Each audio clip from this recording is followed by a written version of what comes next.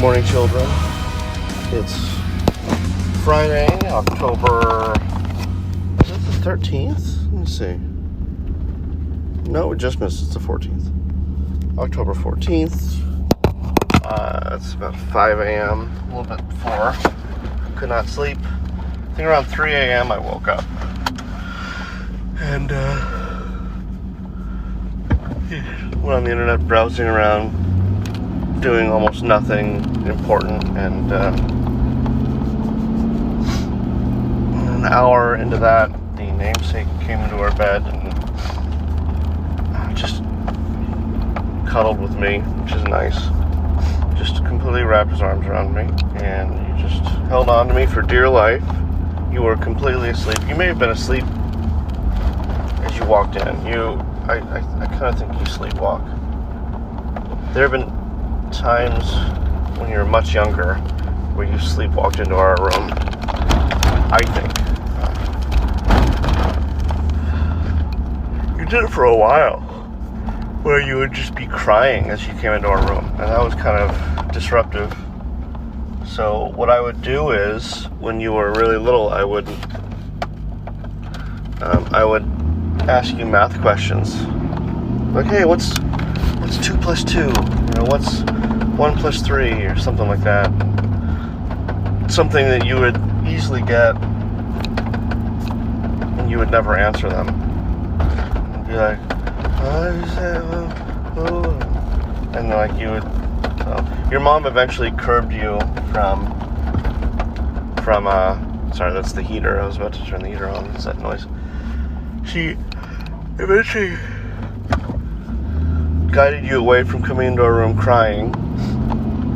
Eventually, she taught you how to kind of ninja yourself into our bed, which was cute. But since I've got insomnia, I get to witness you coming into our bed quite often. That's going to be one of the biggest things I miss when you guys get much older.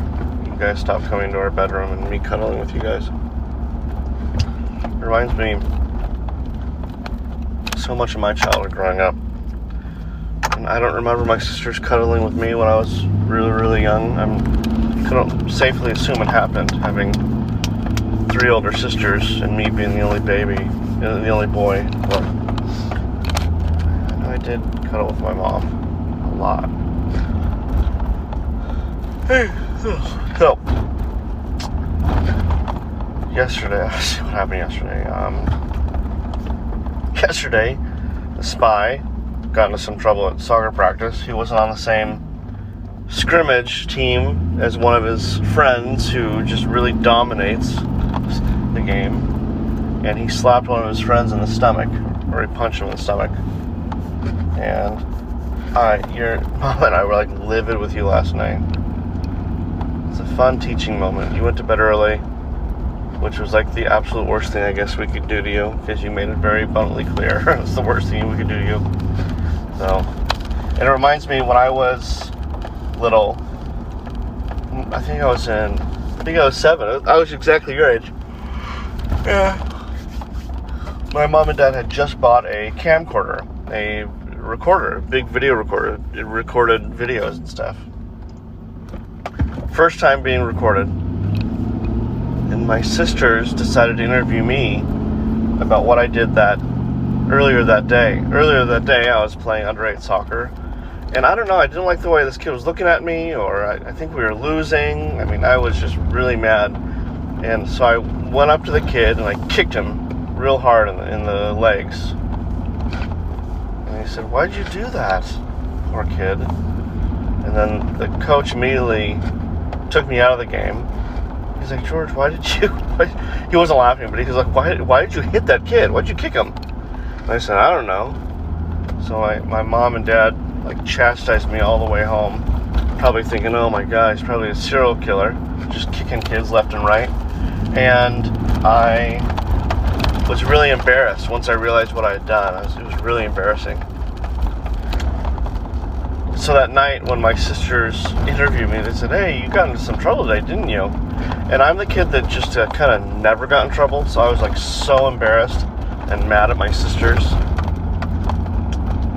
What else? And so I forget what I said. I think I said, one day I'm going to record you on the bathroom or something like that. Like, I don't know what it meant, but I knew it would make him upset. So that was a long time ago. But what the spy did yesterday really reminded me of what I had done in the past. And hopefully you don't do it again. But I'm supposed to do a lot of work this morning, but one of the teachers at school said she was feeling sick, so I'm going to be substitute teaching first grade again today. Not really excited about it, but because it's a walking field trip towards the end of the day that I'm not looking forward to. Not looking forward to a walking field trip, but I didn't want the kids to have it canceled. The teacher says, I'll cancel if you want. And I was like, no, don't cancel a field trip. Field trips are so rare nowadays in the aftermath of COVID. I thought, we'll do the field trip. Kids will have fun. I'll be a nervous wreck. It'll be great. Because, I don't want to lose a child. So, figured we could start reading 2 Chronicles 10 through whatever I feel like this morning, because I just couldn't sleep. And it was so hard. So hard peeling myself away from my namesake. So difficult. But I just tell myself, what I'm doing is righteous. I hope you guys see it that way. I hope you don't see it as some attempt at vanity. I'm not doing this so you guys can honor me one day. Say, oh, look what my dad did. That's not the point. So don't think it is. It's not.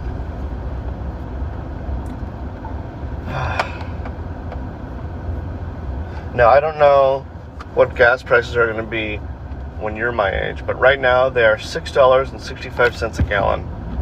And when I was just dating your mom, they were about $1.79. I remember when they were like $1.19. It was a little crazy. The amount in gas, the increase. So I don't know. Let's see. Is this place open? Is this place open? Let's see. Let's turn this off. Okay. No, it's not open, huh? I thought it opened at 5. What time is this place open at? Huh. Let me see. Let's see.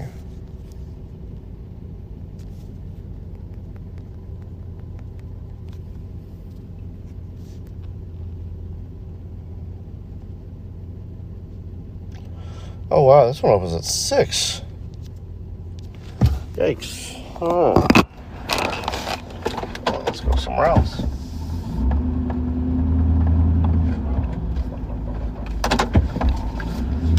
Walking field trip to the beach would be great if all the grades were doing it, but it's just this class, which kind of heightens my nervousness.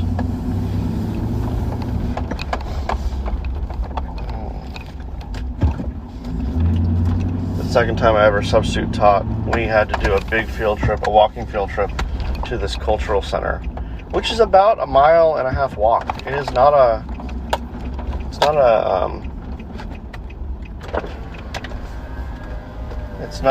not a short walk like today's trip's gonna be. Today's trip is about a 20 to 30 minute walk. It's about a 45, 50 minute walk. Hang on one second. Don't judge me, okay?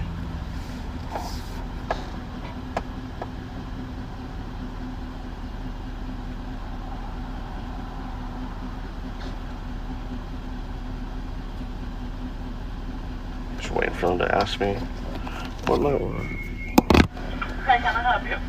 Yeah, can I have a number 22 with a large Dr. Pepper? 122? Yes, ma'am. Combo? Yes. And iced coffee, alright? Can I have a large Dr. Pepper instead? Oh, large Dr. Pepper. Okay. 918. Alright. So, just in line to get some food.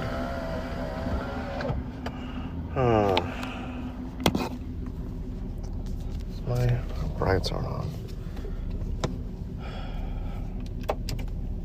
Let me pause this for a second. Sweet. Let's get the food. Uh-oh. Maybe.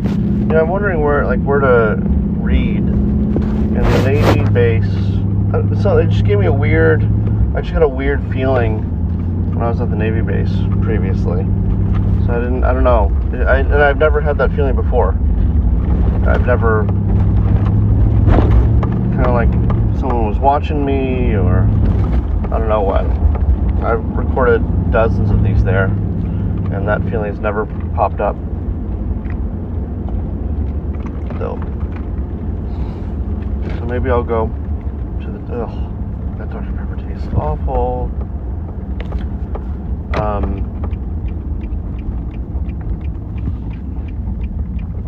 Why is this lane closed? There's like, this is odd. Definitely don't want to go into the tube.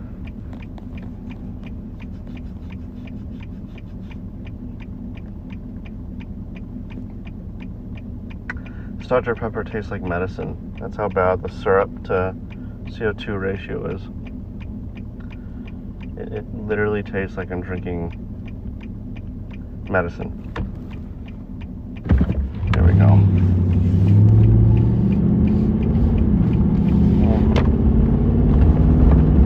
So I can go to the Target parking lot, but it's pretty empty. I don't know.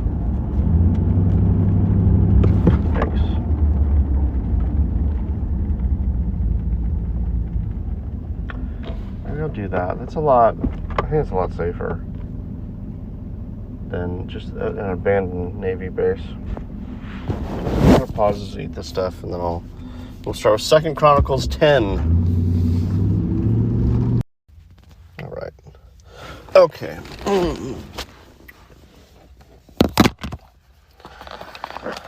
Let's see. 2 Chronicles, chapter 10. Oh, here we go. Rehoboam. This guy. Rehoboam went to Shechem, for all Israel had come to Shechem to make him king. And as soon as Jeroboam, the son of Nebat, heard of it, for he was in Egypt, where he had fled from King Solomon, then Jeroboam returned from Egypt, and they sent and called him, and Jeroboam and all Israel came and said to Rehoboam, "Your father made our yoke heavy. Now therefore lighten the hard service of your father and his heavy yoke on us, and we will serve you." He said to them, "Come to me again in 3 days." So the people went away. Then King Rehoboam took counsel with the old men who had stood before Solomon his father while he was alive, saying, "How do you advise me to answer these people?" And they said to him, "If you will be good to this people and please them and speak good words to them, then they will be your servants forever." But he abandoned the counsel that the old man gave him and took counsel with the young men who had grown up with him and stood before him. And he said to them, "What do you advise that we do, or that we answer this people who have said to me, 'Lighten the yoke that your father had put on us'?" And the young men who had grown up with him said to him, "Thus shall you speak to the people who said to you, 'Your father made our yoke heavy, but you lighten it for us.' Thus shall you say to them, 'My little finger is thicker than my father's thighs. And now, whereas my father laid on you a heavy yoke, I will add to your yoke. My father disciplined you with whips, but I will discipline you with scorpions." So Jeroboam and all the people came to Rehoboam that third day, and as the king said, "Come to me again the third day." And the king answered them harshly, and forsaking the counsel of the old men, King Rehoboam spoke to them according to the counsel of the young men, saying, My father made your yoke heavy, but I will add to it. My father disciplined you with whips, but I will discipline you with scorpions. So the king did not listen to the people, for it was a turn of affairs brought about by God, and the Lord might fulfill his word, which he spoke to Ahijah the Shilonite, to Jeroboam the son of Nebat. And when all Israel saw that the king did not listen to them, the people answered the king, What portion have we in David? We have no inheritance in the son of Jesse. Each of you to your tents, O Israel. Look now on your own house, David. So all Israel went to their tents, but Rehoboam reigned over the people of Israel who lived in the cities of Judah. Then King Rehoboam sent Hadoram, who was taskmaster over the forced labor, and the people of Israel stoned him to death with stones. And King Rehoboam quickly mounted his chariot to flee to Jerusalem. So Israel has been in rebellion against the house of David to this day. Just 1 second.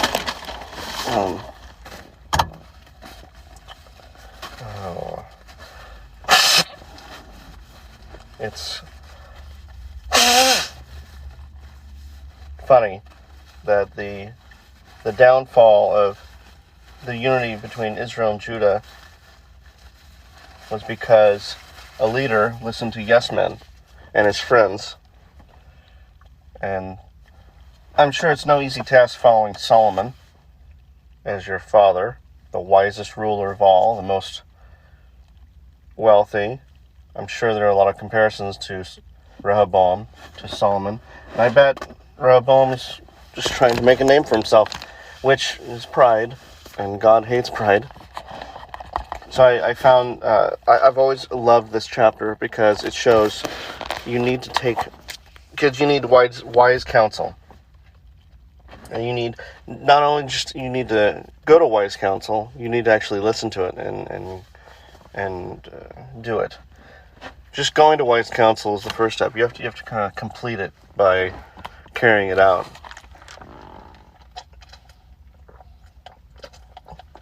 I bet Rehoboam despised those men that knew his father as a king. I can only assume. It's interesting, Don't listen to yes men. Listen to people who are honest with experience. Chapter 11. When Rehoboam came to Jerusalem, he assembled the houses of Judah and Benjamin, 180,000 chosen warriors to fight against Israel, to restore the kingdom of Rehoboam. But the word of the Lord came to Shemaiah, the man of God, Say to Rehoboam, the son of Solomon, king of Judah, and to all Israel and Judah and Benjamin, Thus says the Lord, You shall not go up or fight against your relatives. Return every man to his home, for this thing is from me. So they listened to the word of the Lord and returned and did not go against Jeroboam. Rehoboam lived in Jerusalem, and he built cities for defense in Judah. He built Bethlehem, Etam, Tekoa, Bethzur, Soko, Adullam, Gath, Mareshah, Ziph, Adoraim, Lachish, Azekah, Zorah, Aijalon, and Hebron, fortified cities that are in Judah and in Benjamin. He made the fortresses strong and put commanders in them, and stores of food, oil, and wine. And he put shields and spears in all the cities and made them very strong. So he held Judah and Benjamin. And the priests and the Levites who were in all Israel presented themselves to him from all places where they lived. For the Levites left their common lands and their holdings and came to Judah and Jerusalem, because Jeroboam and his sons cast them out from serving as priests to the Lord. And he appointed his own priests for the high places, and for the goat idols, and for the calves that he had made. And those who had set their hearts to seek the Lord God of Israel came after them from all the tribes of Israel to Jerusalem to sacrifice to the Lord, the God of their fathers. They strengthened the kingdom of Judah, and for 3 years they made Rehoboam the son of Solomon secure, for they walked for 3 years in the way of David and Solomon. Rehoboam took his wife Mahalath, the daughter of Jeremoth, the son of David, and is that a cousin? What the heck? And Abihail, the daughter of Eliah, the son of Jesse. What? And she bore him sons, Jeush, Shemariah, Zaham.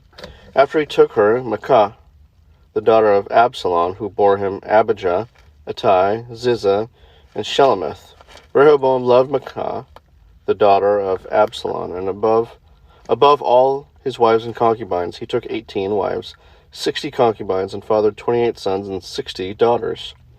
And Rehoboam appointed Abijah, the son of Maacah, as chief prince among his brothers, for he intended to make him king. And he dealt wisely and distributed some of his sons through all the districts of Judah and Benjamin, in all the fortified cities, and he gave them abundant provisions and procured wives for them. Okay, I gotta figure this out. Rehoboam, who was the grandson of King David, took a wife, the daughter of Jeremiah. So, David was his grandson, the daughter of his great aunt. Okay, oh my God. She was what? The daughter of Absalom, David's son Absalom. So Absalom would have been an uncle. So a first cousin. Maacah was his first cousin. Oh, these times. Oh my God. Well, I can't imagine. I'm dry heave during this. Okay. Okay. I mean, do they have rules about this? I really hope they had rules about this. Ugh. Okay. I'm gonna soldier on because that's not.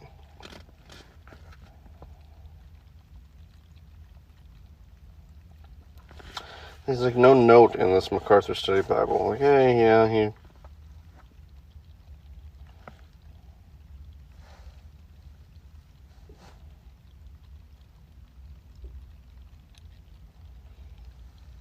So one note in verse 21. The chronicler did not include the similar summary of Solomon's wives, but clearly Rehoboam learned the disastrous marital style from his father Solomon. Even David was a polygamist. Polygamy was often practiced by the kings to secure alliances with nearby nations. Okay. Sure. I have enough trouble with one wife. I can't imagine multiple, let alone dozens. That'd be an early grave. Okay. Chapter 12. When the rule of Rehoboam was established and he was strong, he abandoned the law of course he did. He abandoned the law of the Lord and all Israel with him. In the 5th year of King Rehoboam, because they had been unfaithful to the Lord, Shishak, king of Egypt, came up against Jerusalem with 1,200 chariots and 60,000 horsemen. And the people were without number who came with him from Egypt, Libyans, Sukkim, Ethiopians, and he took the fortified cities of Judah and came as far as Jerusalem. Then Shemaiah the prophet came to Rehoboam and to the princes of Judah who had gathered at Jerusalem because of Shishak, and said to them, Thus says the Lord, you abandoned me, so I have abandoned you to the hand of Shishak. Then the princes of Israel and the king humbled themselves and said, The Lord is righteous. When the Lord saw that they'd humbled themselves, the word of the Lord came to Shemaiah. They have humbled themselves, and keep in mind, this is a direct result of Solomon's prayer to God. We mentioned a couple of podcasts ago. When the Lord saw that they humbled themselves, the word of the Lord came to Shemaiah. They have humbled themselves, I will not destroy them, but I will grant them some deliverance, and my wrath shall not be poured out on Jerusalem by the hand of Shishak. Nevertheless, they shall be servants to him, that they may know my service and the service of the kingdom of the countries. So Shishak, king of Egypt, came up against Jerusalem. He took away the treasures of the house of the Lord and the treasures of the king's house. He took away everything. He also took away the shields of gold that Solomon had made, and King Rehoboam made in their place shields of bronze and committed them to the hands of the officers of the guard, who kept the door of the king's house. And as often as the king went into the house of the Lord, the guard came and carried them and brought them back to the guard room. When he humbled himself, the wrath of the Lord turned from him, so as not to make a complete destruction. Moreover, conditions were good in Judah. So King Rehoboam grew strong in Jerusalem and reigned. Rehoboam was 41 years old when he began to reign, and he reigned 17 years in Jerusalem, the city that the Lord had chosen out of all the tribes of Israel to put his name there. His mother's name was Naamah, the Ammonite, and he did evil for he did not set his heart to seek the Lord. Now the acts of Rehoboam, from first to last, are they not written in the Chronicles of Shemaiah the prophet, and of Iddo the seer? There were continual wars between Rehoboam and Jeroboam, and Rehoboam slept with his fathers, and was buried in the city of David, and Abijah his son reigned in his place. Chapter 13. In the 18th year of King Rehoboam, Abijah began to reign over Judah. He reigned for 3 years in Jerusalem. His mother's name was Micaiah, the daughter of Uriel of Gibeah. Now there was war between Abijah and Jeroboam. Abijah went out to battle, having an army of valiant men of war, 400,000 chosen men. And Jeroboam drew up his line of battle against him with 800,000 chosen mighty warriors. Then Abijah stood up on Mount Zemaraim, that is in the hill country of Ephraim, and said, Hear me, O Jeroboam and all Israel. Ought you not to know that the Lord God of Israel gave the kingship over Israel forever to David and his sons by a covenant of salt? Yet Jeroboam the son of Nebat, the servant of Solomon, the son of David, rose up and rebelled against his Lord. And certain worthless scoundrels gathered around him and defied Rehoboam the son of Solomon, when Rehoboam was young and irresolute and could not withstand them. And now you think to withstand the kingdom of the Lord in the hand of the sons of David, because you are a great multitude and have with you the golden calves that Jeroboam made you for gods. Have you not driven out the priests of the Lord, the sons of Aaron, and the Levites, and made priests for yourselves like the peoples of the lands? Whoever comes for ordination with a young bull or 7 rams becomes a priest of what are not gods. But as for us, the Lord is our God, and we have not forsaken him. We have priests ministering to the Lord who are sons of Aaron, and Levites for their service. They offer to the Lord every morning and every evening burnt offerings, and incense of sweet spices set out, the showbread on the table of pure gold, and care for the golden lampstand, that its lamps may burn every evening. For we keep the charge of the Lord our God, but you have forsaken him.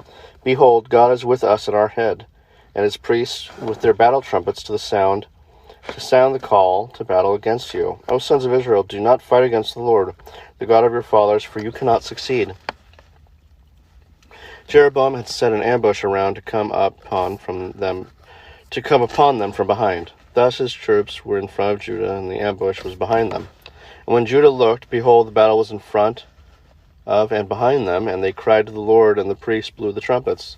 Then the men of Judah raised the battle shout, and when the men of Judah shouted, God defeated Jeroboam and all Israel before Abijah and Judah. The men of Israel fled before Judah, and God gave them into their hand. Abijah and his people struck them with great force, so there fell slain of Israel 500,000 chosen men. Thus the men of Israel were subdued at that time, and the men of Judah prevailed, because they relied on the Lord, the God of their fathers. And Abijah pursued Jeroboam and took cities from him, Bethel and its villages, and Sheshanah with its villages, and Ephron with its villages. Jeroboam did not recover his power in the days of Abijah, and the Lord struck him down, and he died. But Abijah grew mighty, and he took 14 wives, and had 22 sons and 16 daughters. The rest of the acts of Abijah, his ways and his sayings, are written in the story of the prophet Iddo. Give me a second, myself. 14 isn't that long. Give me a second, guys.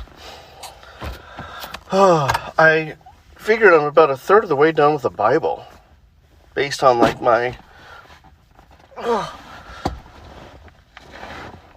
based on just the page numbering. I'm on page 600, and my Bible goes to 1800 something. So it's interesting that I've made it this far. Starting this, I never thought I would get as far as I have.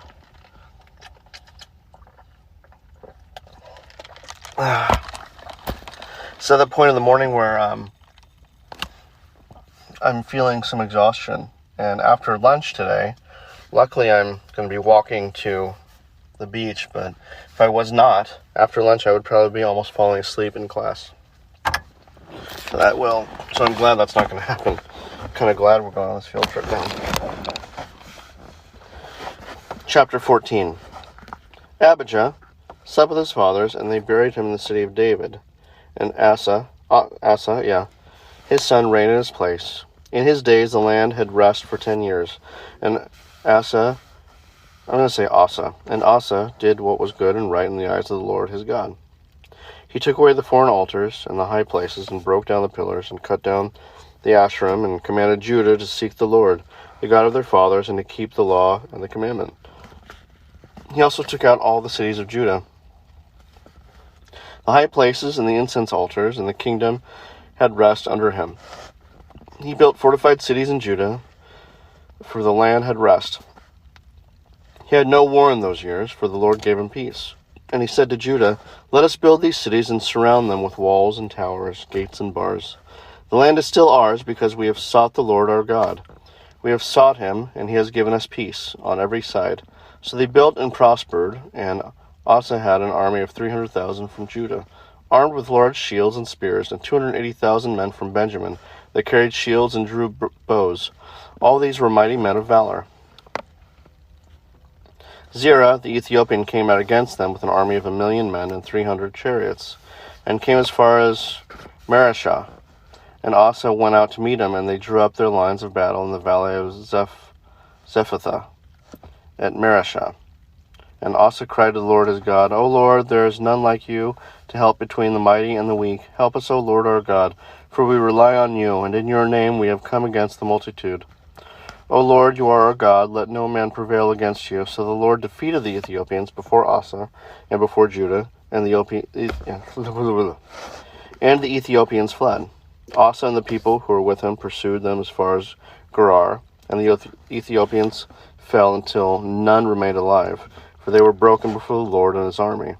The men of Judah carried away very much spoil, and they attacked all the cities around Gerar, for the fear of the Lord was upon them. They plundered all the cities, for there was much plunder in them, and they struck down the tents of those who had livestock, and carried away sheep in abundance and camels. Then they returned to Jerusalem. And I'm going to stop there. That's about 4 chapters. I don't want to go too far, because I'm going to head to the office right now and get my calendar, because I want to make sure I'm not missing any appointments with anyone else. It's an interesting thing that prayer that Solomon makes to God, and God's answer is essentially just a summary of the rest of what happens to Israel. Pretty much, please Lord, be with us, and if we fall away and humble ourselves, please come back to us. That's like a prayer like every new believer should have. And I'm not talking about salvation, because once you have it, you've got it. But sometimes the Lord will be quiet because of sin. And I think a similar prayer should be made when you become a new believer.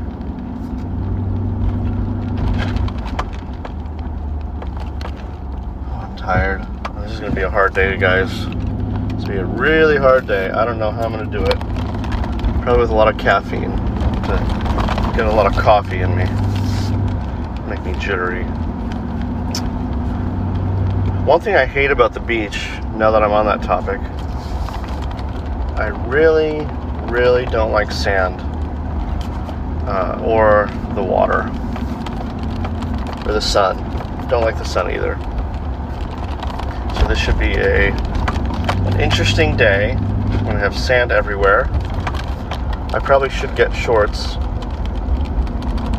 I don't have any. I don't have any cargo shorts because I'm not that kind of dad.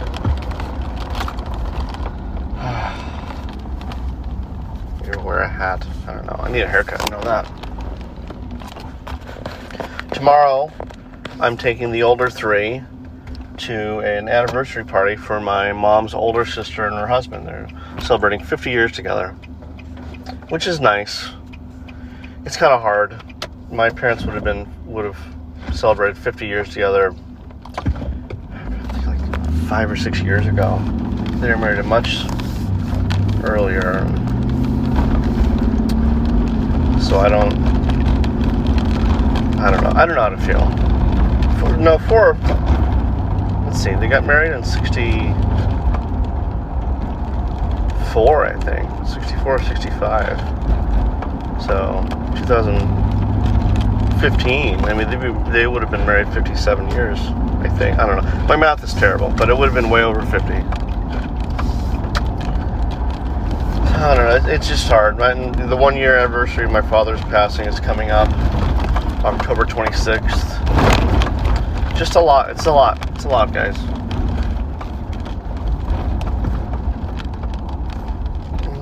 It's a lot. And it's not lost on me that you may be listening to this when I'm good and gone. It's not lost on me.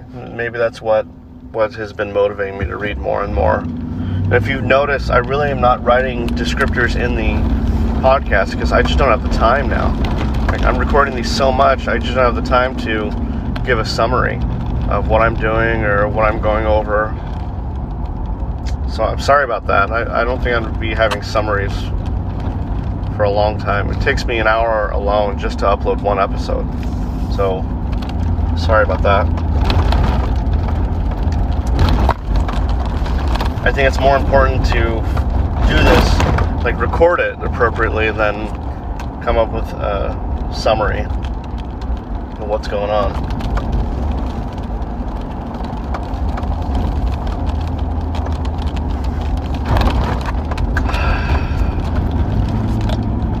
I don't know what to say.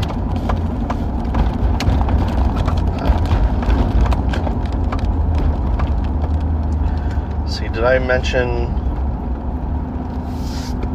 my namesake had his first soccer game league win last Sunday? I don't know if I've recorded since then, but that was, oh my gosh, that is amazing to watch. And the day before they lost a game by quite a bit, and one of the parents went up to me and said, I don't know what it is about my son. Like, they're talking about their own son. He just isn't aggressive, and we wish that our son was half as aggressive as yours. They're talking about you, namesake, because you're really aggressive, and you're like you leave 100% on the field. And so I told him, I was like, yeah, well, the dad, who's like this big, like, very alpha male type dad, he said, what do you tell your son before the game? Do you tell him anything? And I said, yeah, there's a couple things I say, and you may remember this, but I kneel down next to my son. I say, what do I say? There's a few things I say, and it really gets you pumped up, I'll tell you that. Say, show them the savage that you are, and leave everything out on the field. And you always get this smile, kind of like I'm giving you permission to misbehave kind of thing, but you're not. So I say some rendition of, listen, George, I know you're a savage. Go show them who you are. And sometimes or other times I'll say, I know who you are. Your team knows who you are. Go show this other team who you are. And that gets you going too. And occasionally, if I'm in a mood, I will kneel down and I'll say the F word. I'll say, go show him the effing savage that you are. Okay? I love you. Go have fun. And when I said I sometimes use the F word, he's like, you swear your child? I was like, yeah, if it's going to get him pumped up, sure, why not? I mean, it's probably not the best thing to do. I mean, I'm not trying to get nominated to be Father of the Year, but I tell you what, on Sunday you went out there and you didn't just dominate. I mean, you were unstoppable as a defender. And your mom was there. In one part of the game, some kid kicks you right in the face with the ball. The ball just smacks you right in the face. And any other kid on your team, I would imagine, would fall down and start crying. You kept going, cleared the ball out of the area, and would not let it bother you. Like, you wouldn't show them tears or anything. I was almost in tears because it looked so hard. I mean, your mom still thinks you had a concussion. The ref, even though the ball was out of danger and like it was on the other side of the field, the ref stopped the game. He looked at you. He showed you fingers. How many fingers am I holding up? And he asked you what day of the week it is. And you comically said, I'm a kid. I don't know the days of the week. I don't know what day of the week it is. And the ref laughed, and then they played on. You guys won 3-1. And you shut them the heck down. You were just all over the place. If the ball came near, you just went straight at it. It was so fun to watch you. And it's so hard to not hold back tears. Because it's just, there's so many, it's called, parallels between my life and my father's. And this is one of those stark parallels that we have. And I know that these same emotions of pride bubbling up in me I'm sure they bubbled up in my father when he watched me and my sisters play. And you know, after the referee walked away, everyone, like both parents just started clapping like really loud, and I yelled out, "That's my boy!" No, I didn't say boy, because that's boy is dismissed. I said, "That's my son." And so everyone was clapping, and the game kept going. It's great. Oh, so much pride. And you know what? If you had fallen down and started crying, I would have the same amount of pride. And I don't think you could really understand that unless you become a father one day. No pressure. There's just some things I can't explain unless you have become a dad or a mom. I'm saying that to my entrepreneur.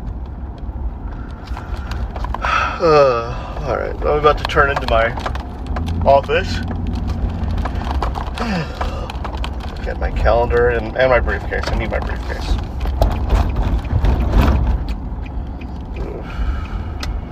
Here we go. Oh, I'm so tired. I'm gonna have to. What the heck am I gonna do? I cannot believe I've been up since 3. And I don't want to tell your mom I've been up since 3 because she's gonna be like all worried. All right. Hang on 1 second. Okay. Still there. Let's see. Throw a bunch of stuff away. Okay.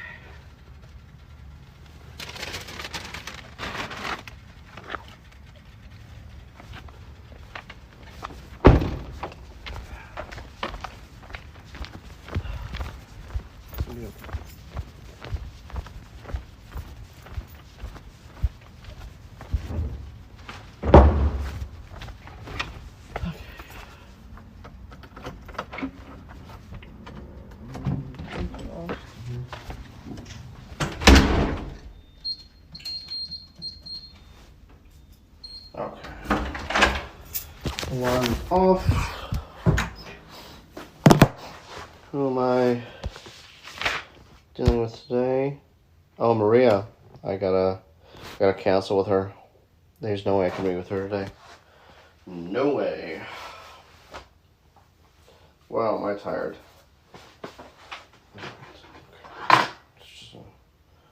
Just a broken record at this point. This and that. Oh, good. Sunglasses. All right, kids. So, the exhaustion is real.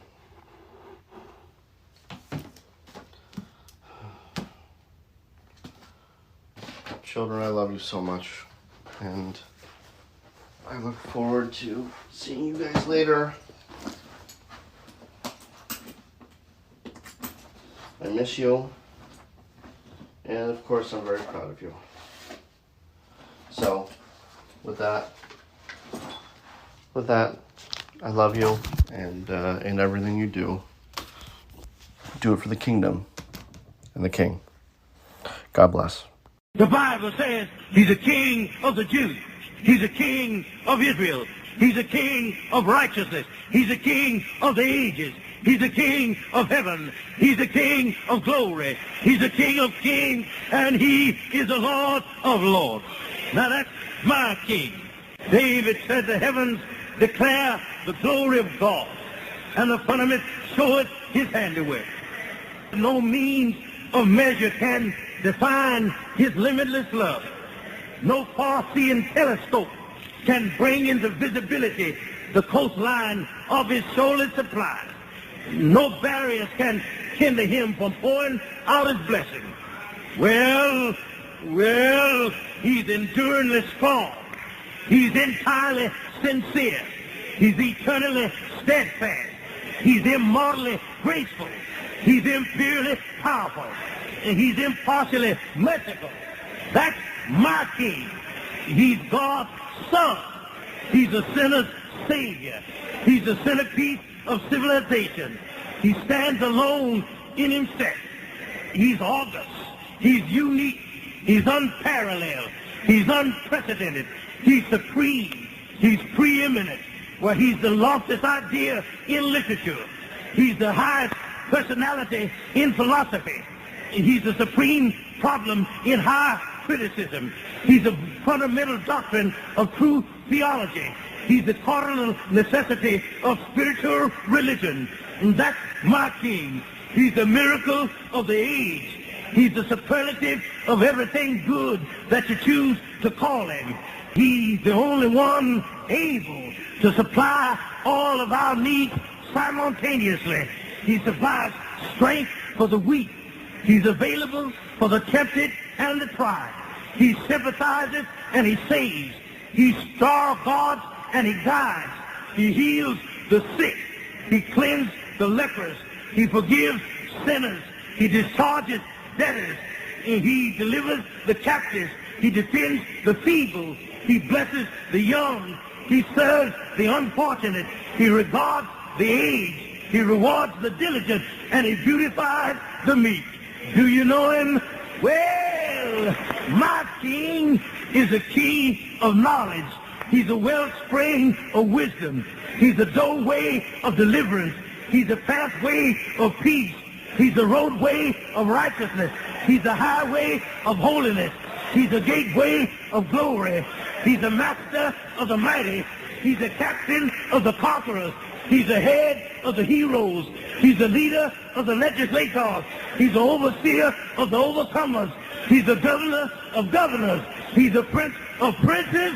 He's the king of kings. And he's the Lord of lords. That's my king. Yeah. Yeah. Yeah. That's my king. My king. Yeah. His office is manifold. His promise is sure. His light is matchless. His goodness is limitless. His mercy is everlasting. His love never changes. His word is enough. His grace is sufficient. His reign is righteous. His yoke is easy and his burden is light. Well, I wish I could describe him to you, but he's indescribable. He's indescribable. Yes. He's incomprehensible. He's invincible. He's irresistible. I'm trying to tell you, the heavens of heavens cannot contain him, let alone a man explaining him. You can't get him out of your mind. You can't get him off of your hand. You can't outlive him, and you can't live without him. Well, Pharisees couldn't stand him, but they found out they couldn't stop him. Pilate couldn't find any fault in him. The witnesses couldn't get their testimonies to agree. Herod couldn't kill him. Death couldn't handle him, and the grave couldn't hold him. That's my king. Yeah! He always has been, and he always will be. I'm talking about he had no predecessor, and he'll have no successor. There was nobody before him, and there'll be nobody after him. You can't impeach him, and he's not going to resign. That's my king. Praise the Lord. That's my king. Thine is the kingdom, and the power, and the glory. The glory is all his. Thine is the kingdom, and the power, and the glory forever and ever and ever. And when you get through with all of the forever, then amen.